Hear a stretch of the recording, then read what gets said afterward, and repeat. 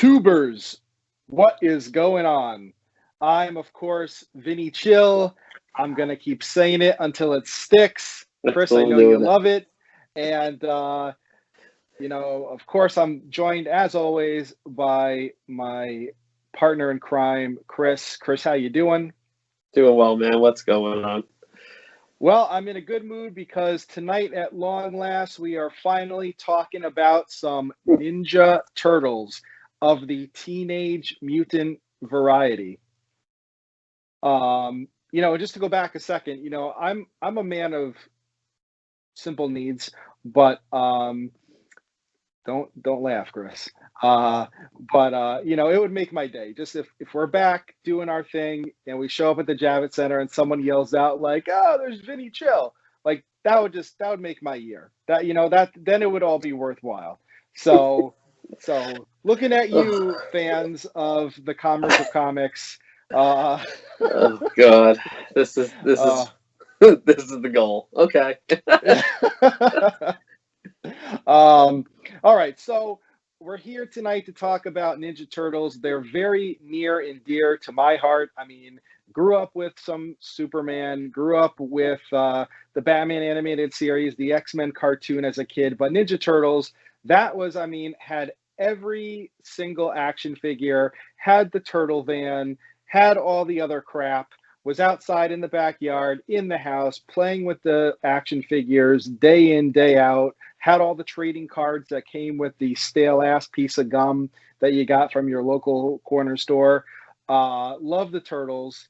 And big shout out to Eastman and Laird, of course, for creating them back in the 80s. Used to be drawing them all over like my the school books. You wrap them in the the brown paper bags, and then you draw all over like your math book, and was drawing Ninja Turtles for years. So this also marks, I think, back in December we said we were going to do gave you guys out there an option to vote on all these different themes for episodes.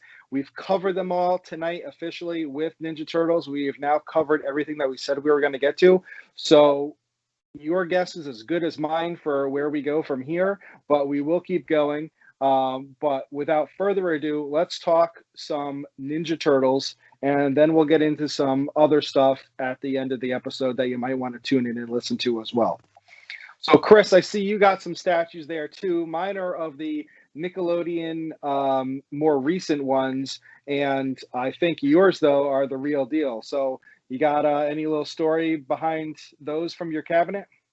No, just unlike you, unfortunately, I unloaded all my action figures for prom tickets back in high school because that seemed like a good idea. So I just, when you get back into this stuff, it's like, I don't know, just wanted something for the shelf. So I thought these Good Smile statues, and it is Nickelodeon. They're just, I don't know, badass little statues. So I just grabbed two of them out of the case, and I got to keep up with the props, but you've one up me again. So I should have known you were gonna go big for Ninja Turtles, but I don't know. These little statues are nice. I got them off eBay like years ago. That's the one thing I haven't really looked into. The books are going nuts, the cards are going nuts. Sports, non-sports, everything. But I really haven't looked at many statues. So I haven't checked in. I think mine are a little bit lighter weight, and of course these are retro. These are more recent statues, but they're based off of the 80s cartoon show. Yours look like more either the comics or like maybe the 2007 movie that they did, like or 2000 whatever 7 I think it was. I'm not sure what they were modeled after, it's just like I like the scale, and you know, they I don't know, it's just like everything's flow. It looks like they're in motion, like they're all, you know, doing the superhero pose, and it's just I got all four of them. They look good, you know, and that was it, man. It's just they really hadn't, like I said, I haven't checked the statues, but I basically got them for all four of them in one shot for basically, as far as I can tell, what they cost off the website. I'm sure someone got a discount at the shop, whatever, but I was able to get all four in one shot, so I just, you know, pulled the trigger, and kind of got my little Saturday morning cartoon display case here with, you know, Transformers, GI Joe. I got a Harley Quinn, you know, Batman Adventures and all that. So Yep. you know, just trying to make the man cave, you know, livable. These are the things I need. So. Of course, yeah. All right. Well, of course, and again, rocking the shirt. Wanted to get that on there. This is a big shout out to T Turtle. If you've been to New York Comic Con, then you've seen them. They have a giant display, usually around the Funko Pop area. And I think I bought this back in 2013, I think was the year I bought this t-shirt from them. So huge shout out to T Turtle. Give them some love. Hope to see them again at the next con. And yeah, so I guess, yeah, here's hoping. You know, we're inching closer. You know, unfortunately, they just gave us some news about the Big Apple Con. Looks like it is getting pushed back again to the fall, right around the time of the New York Comic Con. But I think it's end of September, yeah. So yeah, from but May 1st. You know, maybe some other little con in between there, or maybe, you know, Terrificon in Connecticut at Mohegan Sun in August. Again, of course, like we talked about the last episode, shout out to Cliff's Cons in Connecticut at the Plainville VFW, having another show coming up at the end of this month and at the end of every month, really. So check it out if you haven't been. All right, Chris, I think chronologically you have the first book. Do you want to start with that? Yeah, sure, man. Yeah, basically, I don't know. Ninja Turtles they've always been in the kind of my back burner for comics. I don't have a ton of Turtles books, but somewhere along the line, I managed to score this. So, I mean, this is either the second or the third best book you can have, because was kind of always looking for that number one, but it just got so big so quick. And so I was able to score a first print of number 2 off of I got some Heritage like years ago, just to have a Ninja Turtles book. And first April O'Neil, first Baxter Stockman, I think first Mausers, pretty sick little, you know, wraparound cover. And you know, it all depends what you want. That you know, that the first printings of the first few printings of Ninja Turtles #1, you know, are pretty much amazing. And I just thought, well, it's the price is right, and I pulled the trigger on this guy, like I said, just to have something in the showcase. But I mean, you could pretty much, you know, with these Ninja Turtle books, you go like 1 through 10. They're all, you know, worth getting, everything like that. And then it's just, you know, you're trying to figure it out right now. With the price is so crazy on everything, you can't really. I don't know. Haven't seen anything for a good deal. I still think there's room to grow, but it's, if you're spending money somewhere, you're just not spending money somewhere else right now with the market as it is. Yeah, I mean, like you said, I think again at Cliff's Cons a few weeks ago, we saw, I think, a raw Raphael #1, first Casey Jones. We saw that get sold. But I mean, really, after Ninja Turtles 1 and 2 and Raphael, that's the top 3. I mean, there's a huge drop off to issue number 3, which I've got here. And I think, you know, my opportunity to grab a 2 at least 4 or 5 years ago, I think that's at least doubled or tripled in value since then. Like you said, I mean, everyone out there, you got Key Collector, you've seen these books just keep going up and up and up. And it's really, you know, it's like watching a stock soar, and it's like, you know, have you missed the boat, or is it still enough room to run? And these Turtle books don't seem like they're going to give up anytime soon. It seems like they keep reinventing themselves. The comic books are doing well. The Last Ronin storyline is new, and that's going well. It's been years without a movie, so we're bound to see another reboot of some sort, you know, you'd say at some point. They're coming out with a new video game. like I forget what it's called, Shredder's Revenge or Revenge of Shredder or something like that. But they're actually Yeah. doing it retro style, like kind of like your Ninja Turtles, the arcade game, or Turtles in Time. They're making it for like I think us old timers, middle age that want to relive our youth, and so it's coming out in that retro format for like PS4, PS5, whatever. So yeah, they're not going anywhere. So I guess yeah. So to go from where you were, I have number 3 in a 9.0, and again this has like a wraparound cover, and it's one of I think I don't know, it's a giant book. So I mean like the CGC, I mean the case is definitely bigger than your average case, but yeah, I mean, there's a variant of this book that has some other coloration. You can see the notes on Key Collector. This is not that one. This is the standard cover. So, I mean, I bought this, I want to say, about 4 or 5 years ago, I'd say. And I remember I paid 100 cash for it at the time.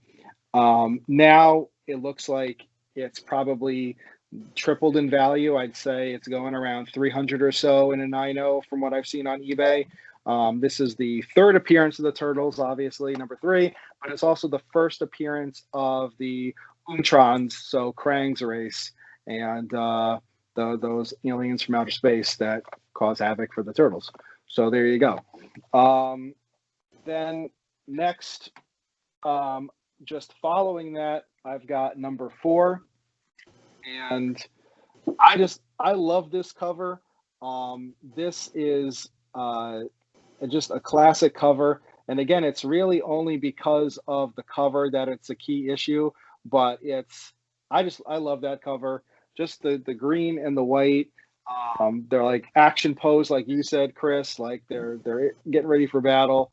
Now this book, I actually was just checking it out on eBay before we recorded, and believe it or not, I'm seeing this go for between like 300 and 400 in like a near mint ungraded condition. And this really is, I mean, there's like a tiny little spine tick, but the interesting story about this is I got this about a year ago. Guy, local comic shop owner, started selling off some of his private collection, and he just happened to have this sitting out one day when I walked in, like right at noon, and got it off him. He was asking 75, wouldn't budge on that, so I paid 75 cash. But I mean, here we are a year later. It's definitely more than that. So I think this was a really good pickup. This is the book I got in my display case behind these action figures. So hoping to get this graded one day.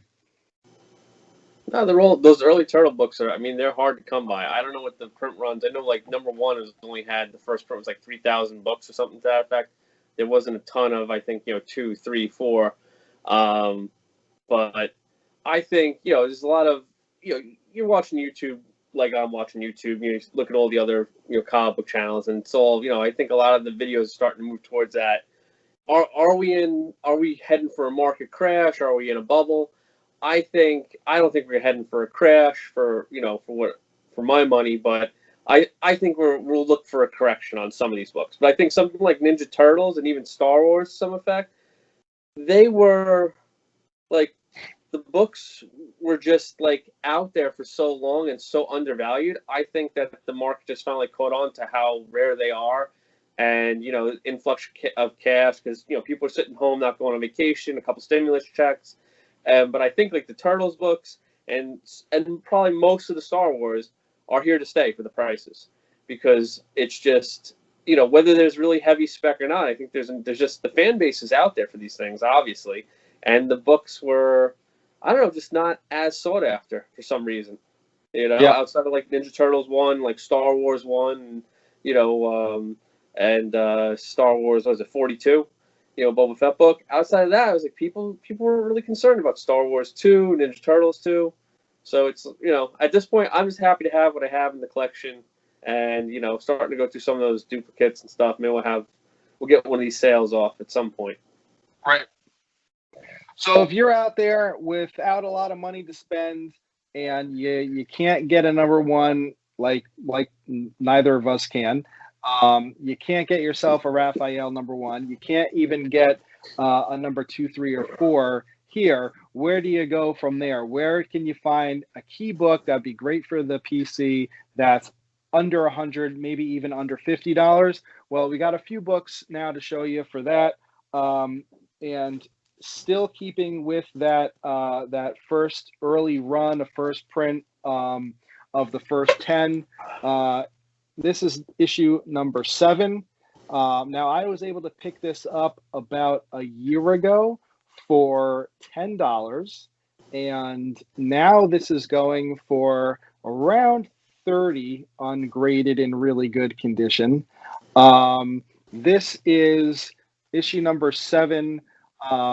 It's the origin of the Ninja Turtles. It's where they learned that the ooze that mutated them was actually brought by the Umtrons to Earth. And so they find out that Krang's race is responsible for them mutating.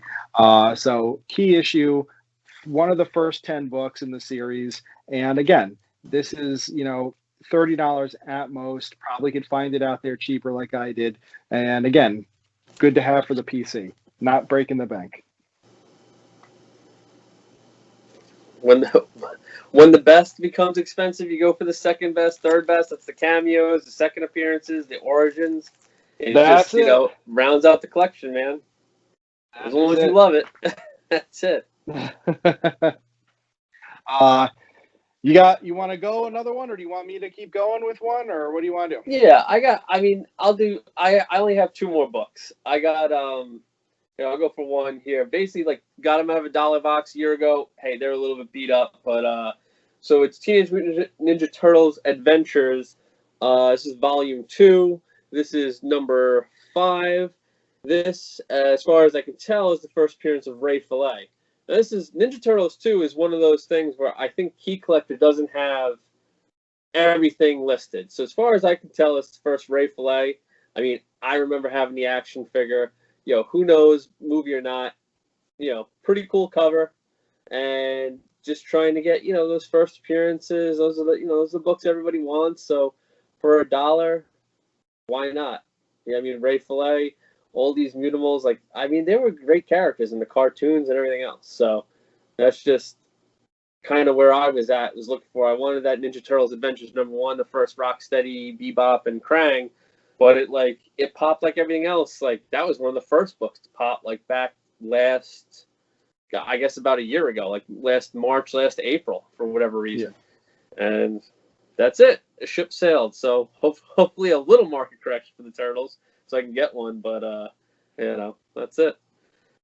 Well, the thing about the Turtles was they just went crazy with creating characters and action figures. It was the more characters they could create for that cartoon show, they knew, with Playmates or whatever, they knew they were creating all these toys that the kids, me included, wanted back then. So, you had, Napoleon Bonafrog and, Genghis Frog and, Wingnut, Screw Loose, Ray Fillet. All these characters, right. And even in the current run, which I'm not gonna do, I'm reading it right now, and I'm not gonna talk about it on this episode, maybe in a future Turtles episode.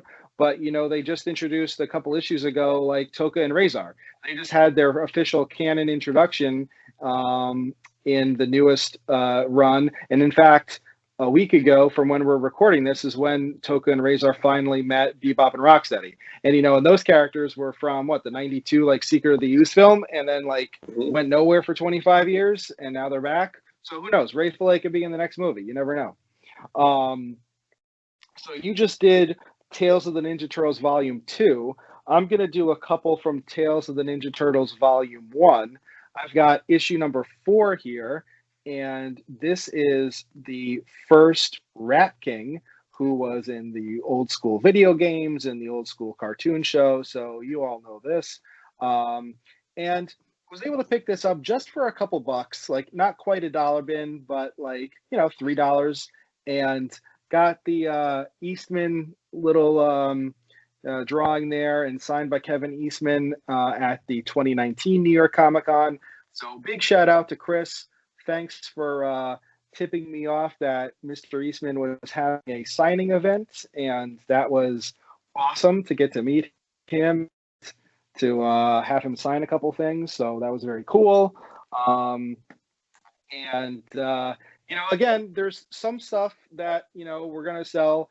I had a second copy of that, but that is one I actually sold last year on eBay. So my other copy of First Rat King is already sold, but got some more books out there for you guys who might want one. Next is sticking with that same one. We got Tales of the Ninja Turtles, Volume 1, issue number 6.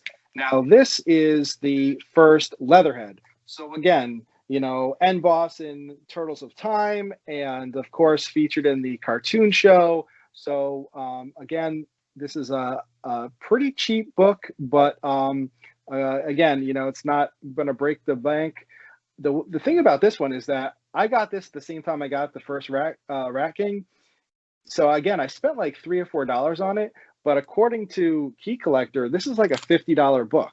Now, I really don't know why Leatherhead is worth so much more than Rat King, but that's one has really gone nowhere, and it's worth like $10, $12, and the other one is now like $50. So I don't really know what the big deal is. Yeah, I don't know any Leatherhead spec going on that I'm aware of. So Yeah, I mean, whatever. It is a. I mean, they're both pretty cool covers. I don't know. The market wants what the market wants, but it's, as long as you like it. All right. Well, I'll do at least one more. If you're down to your last book, I'll go with. Yeah, man, go for it. All right. I'll also, after Mirage, they, I believe they did a brief stint with Image, but then Ninja Turtles for the last several years has been with IDW. So this is IDW Ninja Turtles number 1. This is a recover, so a reissue of issue number 1. Now, I got this because of the Kevin Eastman event. So this just came free with the cost of like his autograph and the meet and greet, and was able to have him sign and do his little doodle on there. But then I also got, who was sitting right around the corner from Eastman, was Sahad Shaw, who actually did this variant cover. So that was awesome that he just was conveniently right there. So I got him to sign this as well. So that was cool. And sticking with that same run again, I have a few gaps to fill in the first initial like 50 issue run. But the I'd say arguably the biggest issue after number 1 would be issue number 51. So this is, of course, the first appearance of Jenica, who, spoiler alert, it's been, I think, at least 2 years or whatever now. So anyway, Jenica becomes the 5th turtle. So this is her first appearance. I actually had to pay a bit of money out of pocket for this. I think I got this for $50 about a year ago. Now I'd say, I was doing a little research again on eBay before this episode. I think it's, in near mint condition, which this is, like no spine ticks. Definitely plan on getting this graded at some point. This is more like an $80 book now. But yeah. And then the other issue, of course, which I don't have, but plan to get still, is 95, where she actually transforms into a Ninja Turtle. But this is her first appearance as a member of the Foot Clan. All right, how about I do one more, and then you want to go, and then I'll end on another book? Sure. Whatever. Right. Don't let me get in your way. Hey, I sat through a lot of the Flash, the Aquaman. I had Bupkis. So this is IDW run. This is the anniversary issue number 100. I got this, I think it was during the summer last year. I want to say it was like June. And it's still not a huge book. The reason why I liked this one is because it was a 1 in 50 variant cover with Eastman and Laird. So Laird hasn't been doing a lot recently, so he came out of, I guess, quasi-retirement to do this cover with Eastman. Got it for, I think it was around 30, and now it looks like it's probably somewhere, I don't know, in the 50 to 100 range. At least that's what like the asking prices all day are for it. So again, I just liked it because it was, you know, Eastman, and he's not doing a lot these days. So wanted to have this cover. But again, there's like a dozen or more issue 100 covers out there, variant covers. So you know, if you're interested in, you know, you could have a whole separate collection just on these covers.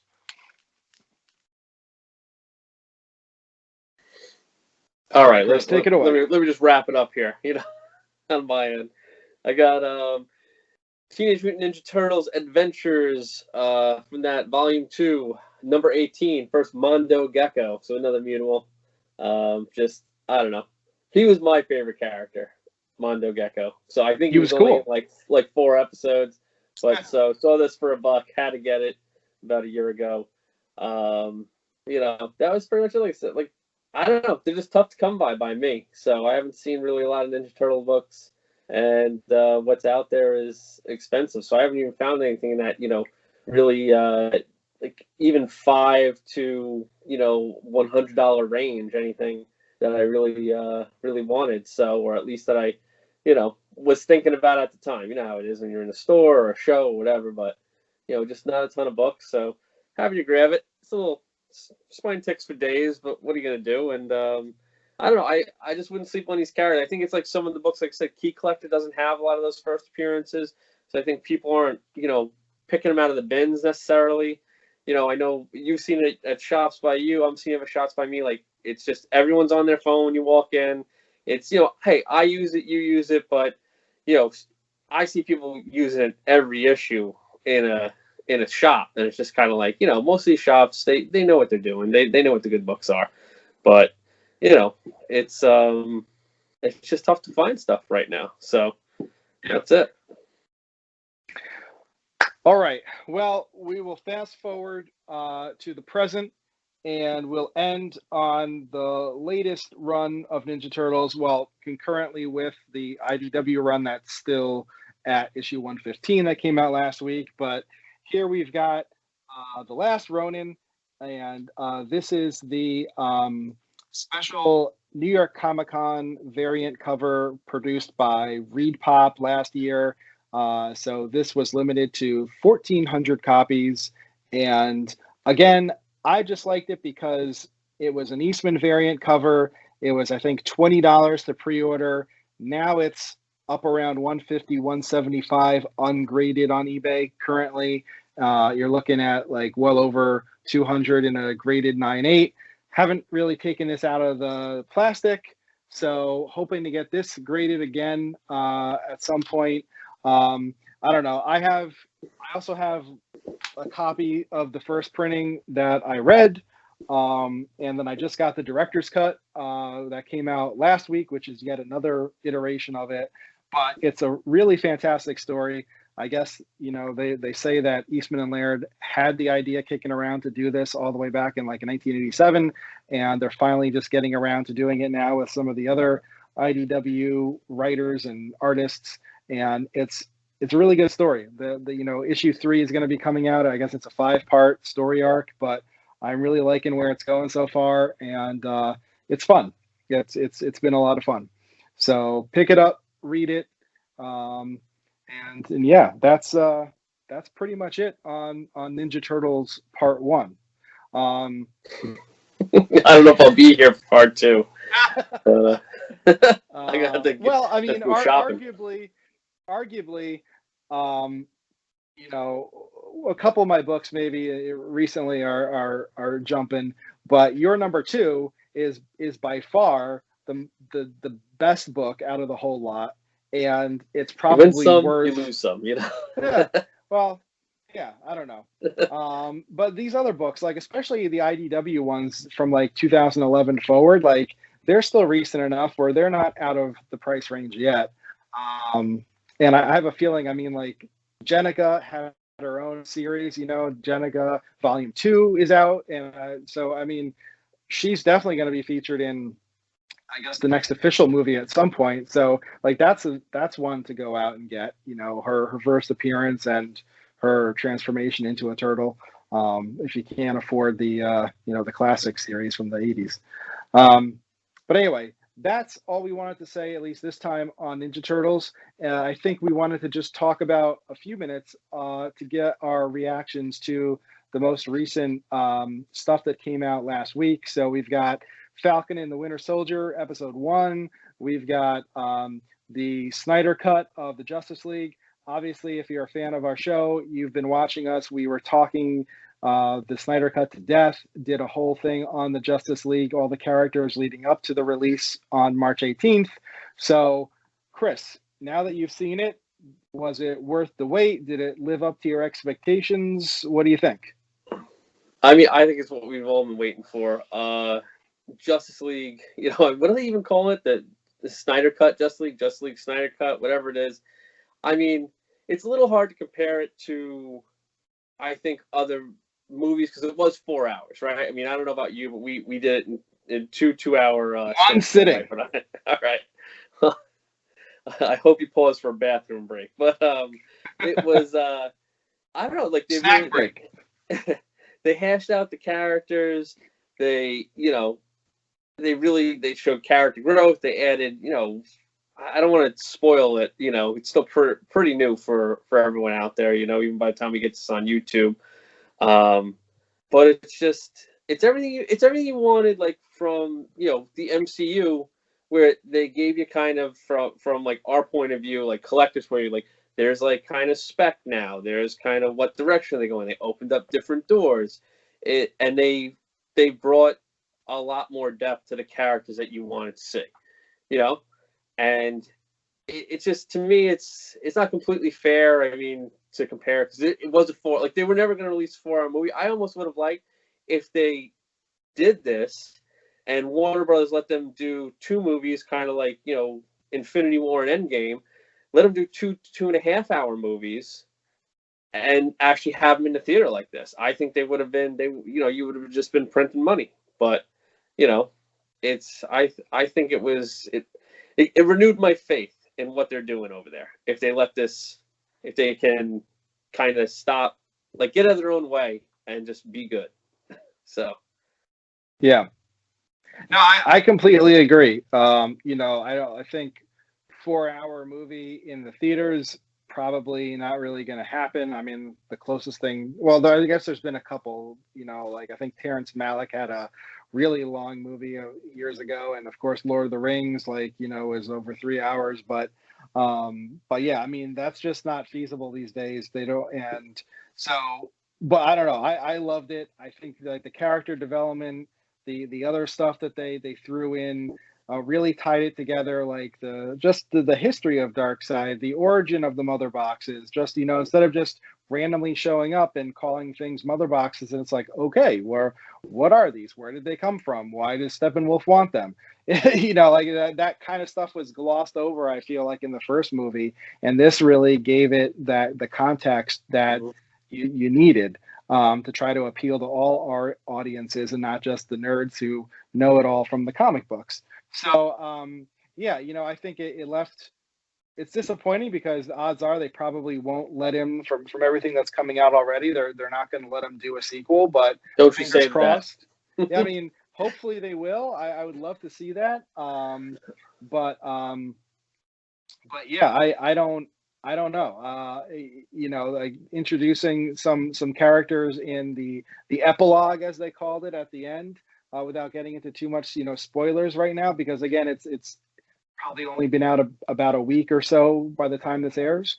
But yeah, it was great to see him sort of get some closure and do see his vision brought to fruition. I don't know. I guess if you call it his trilogy, his Man of Steel, Dawn of Justice, and then this Justice League.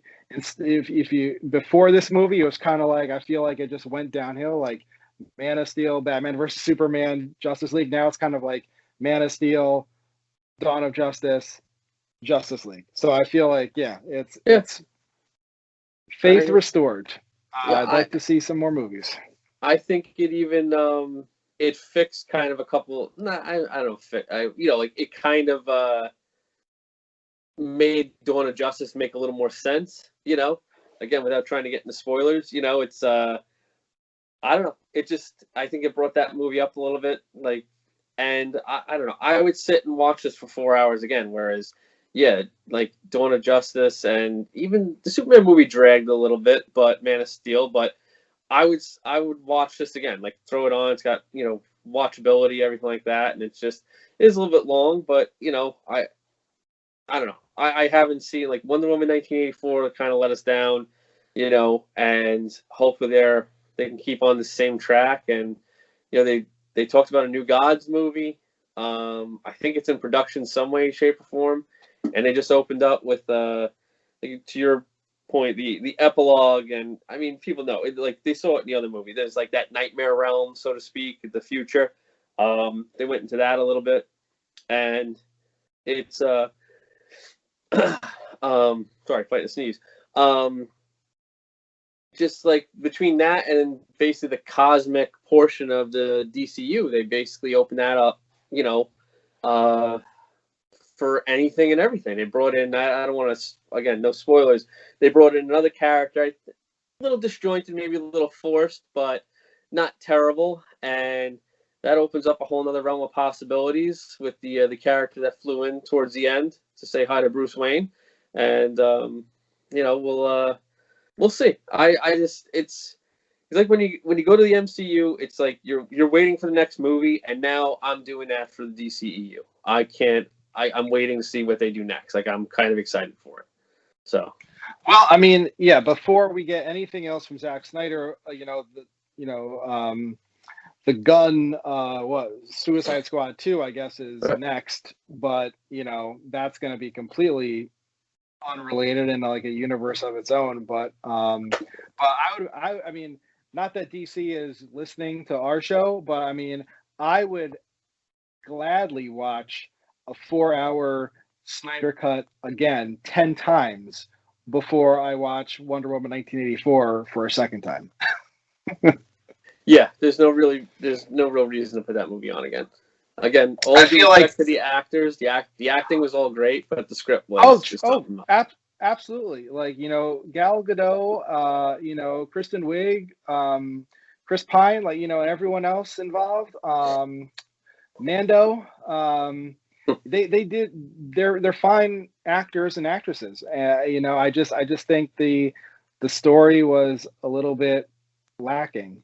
Whereas I feel like there's not that it's a superhero movie. It's not like an Oscar winner, but I mean I feel like there were the first cut of Justice League was very I don't know. It was, I don't know. It had no layers to it. It was just kind of, what you see is what you get. This movie, I feel like, again, one reason being that it's so damn long, but the second, I think you can actually watch it again and appreciate like little things in it, little nuances that you may not have picked up on the first watch through. So to me, that's just, part and parcel of a good movie. So yeah. And not to really take more time to go into Falcon and the Winter Soldier, but first episode, like it, dislike it, what'd you think? I enjoyed it. I think it's it's what a comic book movie is supposed to be, or a comic book show. It's the production quality is much higher on Disney Plus, but it's entertaining. WandaVision was good, but the first, to me, so it was 9 episodes, I think. There was only like 3 episodes and like another 15 minutes that was really like, all right, like I want to watch this and it's interesting. Everything else is kind of like, all right, what's going on? It's a little weird, and it really took a while for the payoff. Like I think Falcon and the Winter Soldier, it may not have those like universal like reverberations, like changes in the whole, mythos and everything that we're going to see in movies for the next 10 years, but it's like solid action, solid special effects. The acting's good. They had that Marvel, I think they nailed it with the comedic relief, and then everything, that the balance that they've found kind of so easily for everything. And I mean, the only thing is, I'm sure everyone's seen this on the internet. It's like, well, at the end, Captain America looks a little goofy, that they bring kind of into the fold. They just, I don't know, they just had to give him a helmet that fit a little bit better, I think. And you would have had a 10 out of 10, for what it is. But glad I got the Disney Plus subscription. Waiting for the next episode. Yep. Well, yeah, I mean, I think that we talked about it at least in the last episode, but we want to engage with you guys out there. So Falcon and Winter Soldier is only a 6-episode season or series. So we've got 1 down, 5 to go. At least one time during the show, during the series, we are going to stop for a moment during this episode, and we are going to throw like a trivia question at you, or multiple trivia questions at you. So we won't tell you where. We might drop it in at the 10-minute mark, 20-minute mark, whatever. But for those that are diligent and want to sit through and watch us, or you can play with it and fast forward, whatever. But you'll get an opportunity to win yourself at least one prize. And I don't mind telling you guys out there now, we're going to give away Falcon and Winter Soldier issue number 1. So that's at least one of the guaranteed prizes that we're going to give away. But in order to qualify, you have to actually leave us some feedback and respond in the comments to the YouTube episode that the question is aired in. So, we're going to hopefully hear from some of you guys out there and see how that goes. One last thing before we go. With COVID sort of wrapping up, people getting vaccinated, things slowly returning to normal, hopefully by later this spring or summertime, there'll be some, people gaming and such. I don't know if people are out there are fans of that kind of thing, like PAX East and all that kind of stuff like I am. But I've been playing for over a year now with some of my friends, the game Marvel Champions. And I've mentioned it on at least 1 or 2 episodes of this show before. So big fan of Fantasy Flight Games, Marvel Champions, playing some of the scenario packs out now, like the Green Goblin, and the more recent one, the Once and Future Kang. Kang, of course, coming out in Ant-Man #3. So reach out. Whoa. There. All right. And I haven't even had anything to drink, Chris. Reach out, email us, leave us some direct messages, some comments. If anyone is around in Connecticut, or especially the central Connecticut area, so you've got the Portal, the Boardroom, Dragon's Lair. If anyone's around, reach out. Gonna definitely be looking to do some Marvel Champions gaming later this year once we're all vaccinated and things get back to normal. So if people out there are interested and they're following along with this, reach out and we can get some co-op games going. Chris, anything else before we sign off? No, man, we're good. See what are we gonna do next? That's it. All right. Well, again, here's your opportunity, guys. Reach out to us, leave us some feedback. Otherwise, Chris and I are going to be left to our own devices, and who knows? I don't know, Chris. Maybe we can roll some old college day footage. Some B-roll Saturday nights. Sure. Yeah, I don't know. This is the first episode I haven't really had a drink too, so we'll try to rectify that next time. That's for sure. And it shows, Chris. It definitely shows. I tell you. I like you better when you're drunk. Is something that your wife says. No, I'm kidding. I'm kidding. All right, guys. Well. All right. Stay safe. Stay nerdy. We'll see you next time.